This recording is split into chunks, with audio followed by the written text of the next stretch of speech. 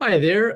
Really excited about our next webinar in our marketing webinar series. This one is all about email marketing, which is a personal favorite of mine. I've seen it work for many, many years, and very excited to share the 5 tips on how to make email marketing more successful for your clinic. I'm going to do a quick intro. My name is Kevin Wilhelm. I am the founder and president of Lift Aesthetic Marketing. We are a digital marketing agency, and we focus exclusively on the medical aesthetics industry. So we are working with medi spas and dermatologists and surgeons. And so if you are somebody that is looking to either bring aesthetics into your existing business or start an aesthetics practice, we are a support for you. And I'm very lucky to be joined today by Haley. Haley is our marketing strategist, and it just so happens that today is a special day for Haley. Haley, what is today? It's my birthday. That's right. And she's big on birthdays. And so the great thing about a webinar that you can watch over and over again is that she will continue to go back and celebrate her birthday on the internet every day. So if you're sitting watching, just let's give Haley a big happy birthday. It's a big day for her. There we go.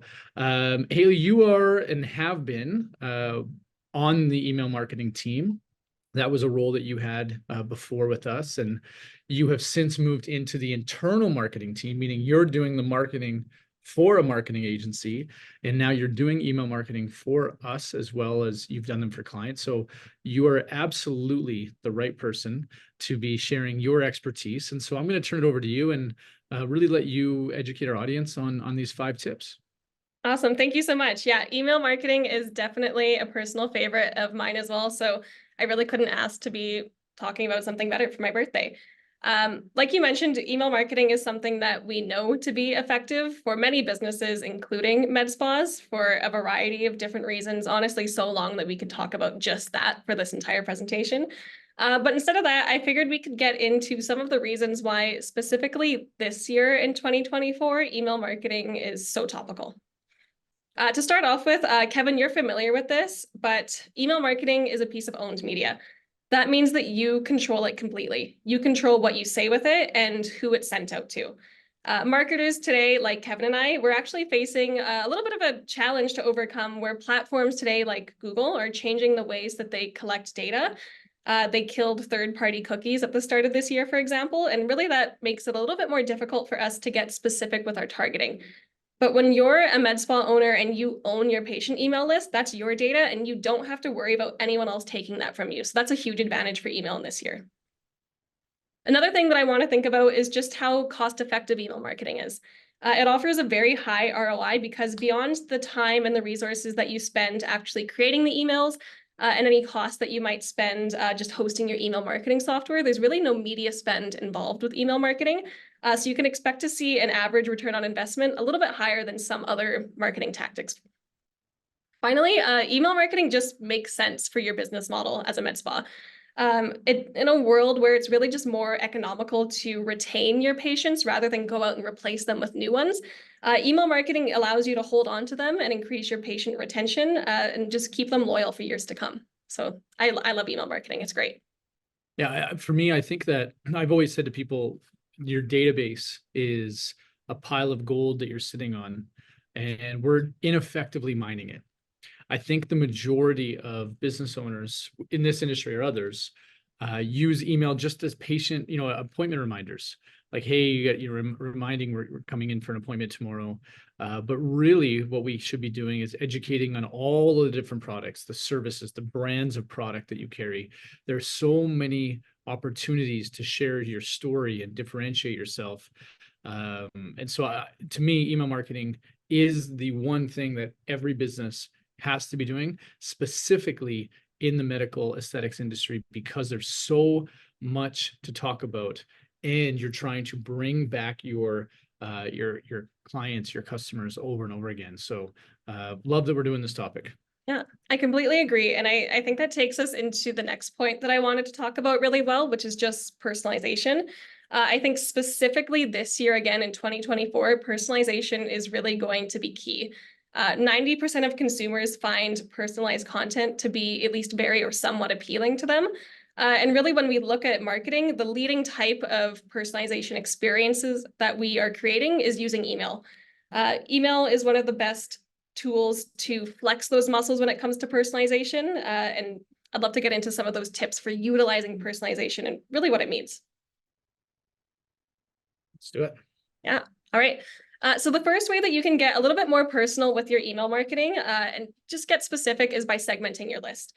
I like to call this email marketing secret sauce, and that's really for a few reasons.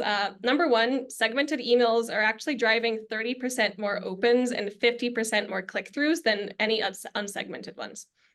But to get started, what is a segmented list? Really, it just speaks to whenever you are dividing your email recipients into different groups, smaller groups typically, based on their interests, behaviors, or demographics, like age range, factors like that. By breaking them down into these smaller, more targeted groups, you're able to send them the most relevant information. And when we think about personalization, especially when it comes to email, we really want to make sure that we're staying relevant and timely. The biggest benefits here really are that you are able to spark more personal connections, which really just means in the end of the time, almost always more conversions, more purchases, more appointments, and happier patients. One way that I recommend doing this in your med spa is to think about what types of patients are coming in for different services. If you know, for example, that this patient comes in for Botox treatments, you can add them and flag them as a Botox patient. And then whenever you're talking about Botox deals or discounts that you have coming up, you can make sure that you're targeting them with those lists rather than hitting them with things that are a little bit less related to them, perhaps like a weight loss program, for example. So how do we segment? If I'm watching this and I have I guess a customer database management system or a patient management system, what's the best way of going about segmenting the list, and what are the groups? You have interest, behaviors, demographics, but like, what are the popular ones that we should be really focusing on? Yeah, that's a really good question. So in terms of getting started with segmenting, I think that your front desk or your front office team, they're really your front lines when it comes to this. So when you are intaking a new patient, just having in your form a few options that ask them about their age range, perhaps their interests. And when you're also sort of intaking these patients, just have your front office team sort of indicate what service they're going in for. And so whether that's using your EHR, your CRM, or if you use an email marketing software, you can just use tags to indicate those. And if we're thinking about some of the groups that you might want to start filtering your patients into, age is a really good one. You might think about patients that are maybe 18 to 30, 30 to 50, and then 50 and beyond, because that could affect which types of services they might be interested in. Gender, again, is also an interesting way to segment your patients. And then again, just by the different services they're interested in, you could separate that into facial services compared to body services, compared to rejuvenation and things like that is really how you can get specific. And really the possibilities and the combinations are almost endless, and it can vary so much based on your business model. So I'd really like to just start thinking about what are the different opportunities in your practice? Yeah, I think so. If I'm advising a clinic owner right now, what I would say is, what would the treatment path be of having a new patient come in the door? And so are you doing a consultation, and then, is it a laser treatment? Is there product? What is sort of the recommended treatment plan? And then maybe looking and saying, let's target the step 2 in my treatment plan to everybody that has only done step 1. Maybe there's a time lapse where it could be, just say, a facial, and I haven't come in for a year. And so I want to pull anybody that has had a facial before and then segment it out to anyone that has not been in a year, and maybe you want to send them a specific offer to try to get them to come back. Or maybe you want to just highlight the people that have bought a product and you want to sell them more product, or there's a special on that because they have a higher propensity to buy products. So just sort of think about, if you were to create a message, what's the goal of what you want to achieve with any kind of message? Who is the right audience? And then playing with your database to try to drill into that ideal person. Yeah, exactly. That really does take us again into sort of our second tip here, which is about the content strategy that you have for your emails. If you're segmenting your list, if you're doing all of the other tips that we go through today in this webinar, that's fantastic. But the content that you are including in your emails is really sort of that anchor that's going to really impact how effective that email marketing strategy of yours really is. So if we think about ways to make your content more personalized, that can include using some patient information that you have access to, like their name, their age, their preferences, behaviors, and more, and actually including that into the content of the emails itself. If you are able to add factors like their name into the subject line for the emails and into the content itself, the software that we use for our emails called Active Demand, it actually allows us to customize all the emails that we send out, so that even if we were sending an email out to 100 different patients, it can arrive differently for each patient and have their name in it. And that is just going to help it stand out and be that much more personal, so that they actually sort of take the time out of their day to open it up and feel like it's just custom tailored for them, and that it's an email or a message that only they're receiving. Really, to be effective, your email marketing content should, again, be relevant and targeted. And generally, you want your content to always fit into at least one of these three following categories: either inspiring, educational, or entertaining. A few examples, you might want to inspire your audience to prioritize their confidence and book a consultation with you. You might want to educate your audience about what a new piece of technology that you invested in offers. Or you might want to entertain your audience, therefore deepening your connection with them, building their trust in you, and again, boosting your retention. Just going back to the first part where you talk about inserting a name, I mean, we know that drives far greater engagement.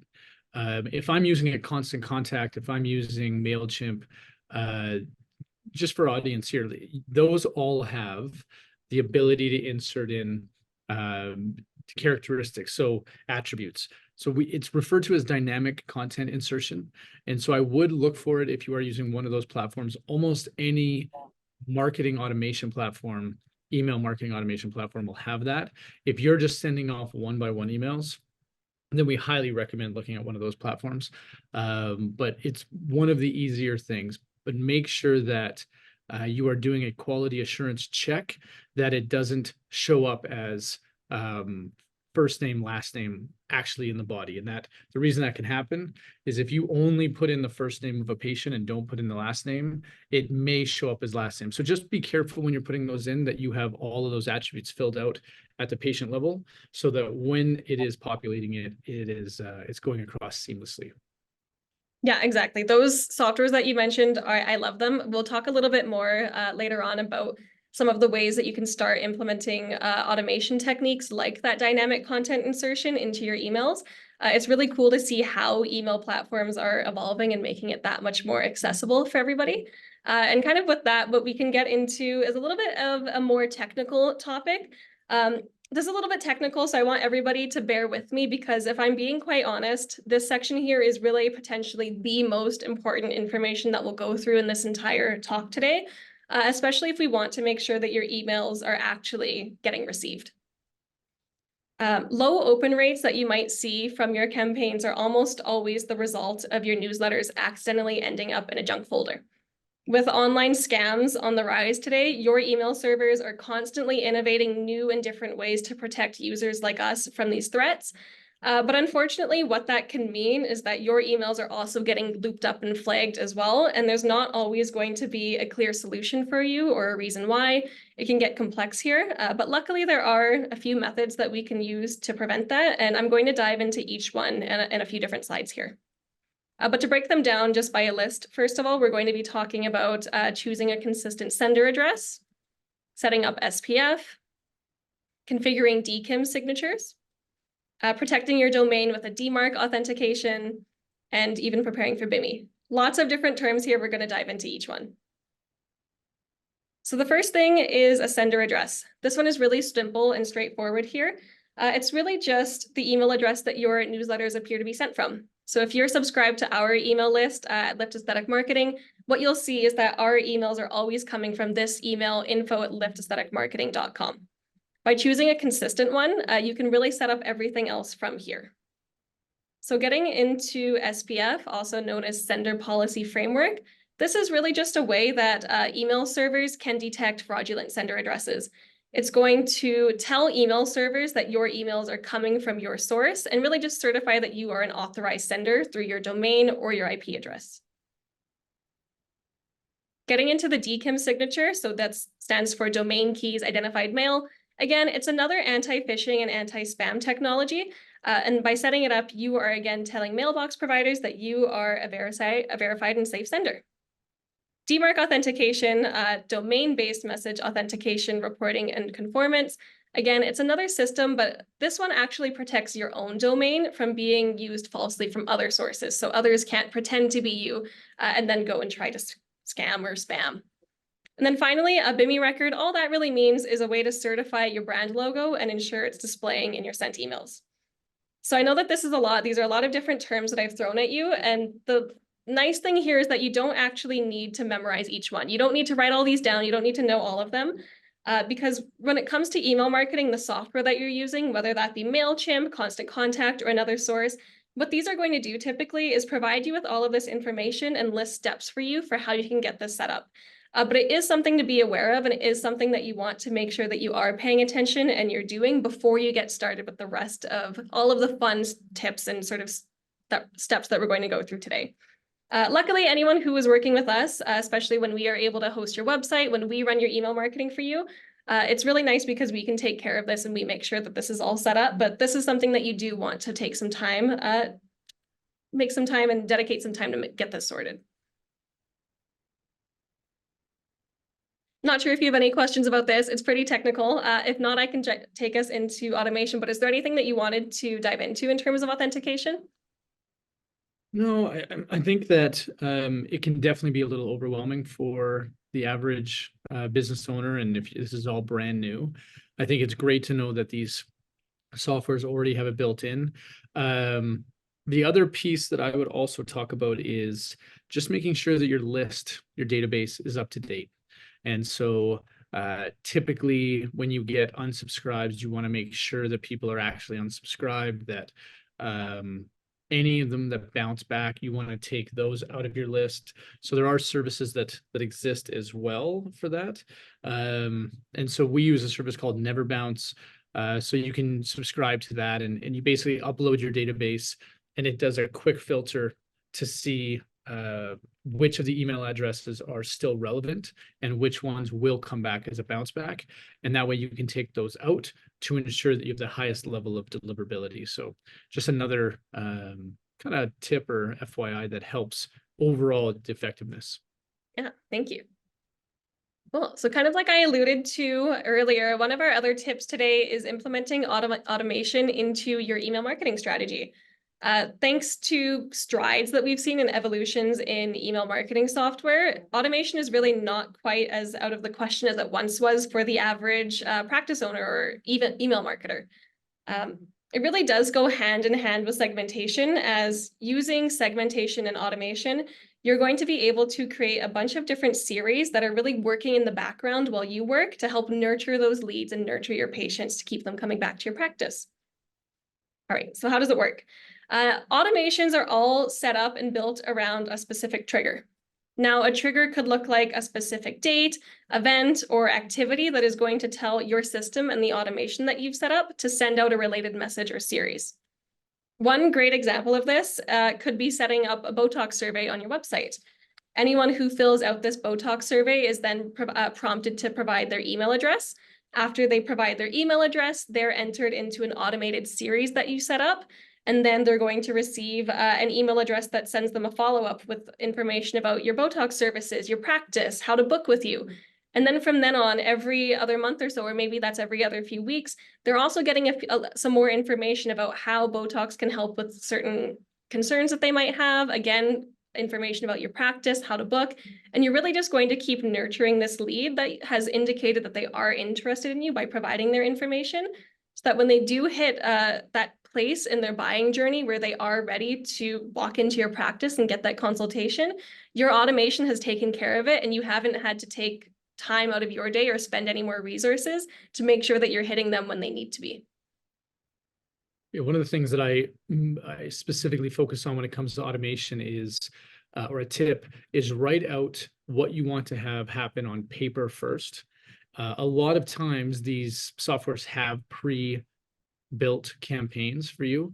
But if you think about, hey, I want to drive information on Botox, this is a great example with the survey, then you know that once this is live, you could have people filling out that survey all day long for the next year, and they will always be getting the same email. And so it's a way that a little bit of work in the beginning can lead to a tremendous amount of ROI, because you're only spending, hours one time, but so many patients down the road are going to be able to get this. And so you can also build out, if even just from an internal standpoint, you might have an internal form that let's say you've given a recommendation on a particular service. You can then go and enter their email address into an internal form that you have that automates an email going out that gives them more information. Maybe there's some before and afters, maybe there's frequently asked questions. And so you can have it on your website, or you can have a layer deeper where it generates a lead for you. It puts them into your database, and then you can continuously market to them over the next few years until they come back, or when they do, they're just still receiving it, which is great. Automation to me is one of those game changers that if you invest a little bit of time, you can see a huge ROI. Yeah, I totally agree. And finally, that takes us into our last tip for you today, and also one of my favorite techniques from this entire list, which is embracing gamification. So in a world of 7-second TikTok clips and low attention spans, capturing and holding onto your audience's attention is really critical here. So email gamification can include features such as embedding like a little spin the wheel type game, quizzes, puzzles, but it really doesn't need to be so high tech and advanced. Honestly, even just including something like a survey into your email can be really effective, because your audience loves to provide their input. They love to have a chance to share their opinions and to really engage with something and feel like they're offering that sort of valuable information there. These games, a survey, really encourages your subscribers to your email newsletter and your patients to engage with you. And they might even be able to unlock rewards or exclusive discounts or offers that bring them into your practice. Yeah, and gamification is a great way to just enhance your overall brand. You want to stand out and be different amongst your competitors by creating engaging emails and content. You can enhance how people feel about your brand in general. And so really just try things. Think of your audience as if it's you, and what would you like to receive, and how would you like to engage with an email? What's going to keep you from unsubscribing and continuing to click on things and see things, and think about what's currently in your inbox and what are those companies doing to keep your interest, and then just apply those same principles that work for you into your email marketing. Yeah, exactly. So we've covered the 5 tips today that we wanted to share, and now it's really time for you to get out there and get started. So how do we do that? I know when you are running a business, it can be really intimidating to also then have to go and put together and execute an entire marketing strategy. There's a lot that goes into running your med spa. But breaking down these big goals like email marketing into smaller achievable goals every week or even every day or month can really help. What I recommend is putting together a checklist and keeping yourself accountable using either maybe a to-do list works for you, maybe writing it into your calendar helps, or even looking into productivity software like Asana or Notion can really just help you break out that time and get together on those goals that you wanted to accomplish when it comes to email marketing. But that's not all we're going to leave you with, just this advice. We're also going to provide you with a beginner's guide to email marketing that we have put together. This really breaks down everything sort of from front to back that you need to know about getting started with email marketing. And it also includes within it a checklist that breaks all of this down so you don't have to worry about scrambling to find all of that information. So what you can do is either scan this QR code or go to liftsaestheticmarketing.com/free-downloads, and you can find all of our resources and check out this beginner's guide to email marketing. Love it. And before we sign off, Haley, I'm just going to ask you one final question. This is the question I get asked more than anything else. How often is too often? What is the amount of emails that I need to be sending out before? Everybody says, I don't want to be annoying. So what is the right amount to be effective yet not annoying? Okay, that's a really great question. So the data right now is actually trending towards weekly. But when we think about our practices, our med spas, I really recommend trying to stick to a bi-weekly or a monthly strategy, just because I think that that's hitting the sweet spot of not too overwhelming for yourself as the practice to be trying to send out these emails. If trying to send it out weekly can be a lot. If it's possible for you, that's awesome. But I would really recommend sticking to a bi-weekly or a monthly process. And the really cool part about segmentation is you might start to see that maybe certain parts of your list respond really well to bi-weekly emails, and maybe other parts of it prefer maybe like a monthly basis. So again, this just goes back into that personalization. So in a roundabout way, the answer is there's not really one specific answer, and that's the beauty of personalization and email marketing. But if you want a soundbite from me, I would say 2 weeks to a month would be an awesome time frame to be sending out your emails. Love it. And I think ultimately your analytics will give you some of the answers. So if you notice when you go to a higher frequency that your unsubscribe rates are increasing, then back off a little bit. And if you're noticing that your engagement rate is a little bit low because you're doing it monthly, then you might want to speed them up or do them a little bit more frequent. So play around with it. But I think ultimately the best advice that I heard in that was also do what you're able to do and don't put too much pressure, but you want to make sure it's consistent. So it's not one email for a few weeks and then all of a sudden it's monthly. And so stay consistent. Yeah. Ultimately, I want to say a big thank you to you, Haley, for putting this together and giving us some great insight in these 5 tips. I also want to say a big thank you to everybody that watched the webinar. If you are interested at all in learning more about email marketing or working with people like Haley, please send us an email at info@liftaestheticmarketing.com and stay tuned for our next webinar, which will be coming out very soon. All right. Have a good one. Thanks, Haley. Happy birthday. Thank you.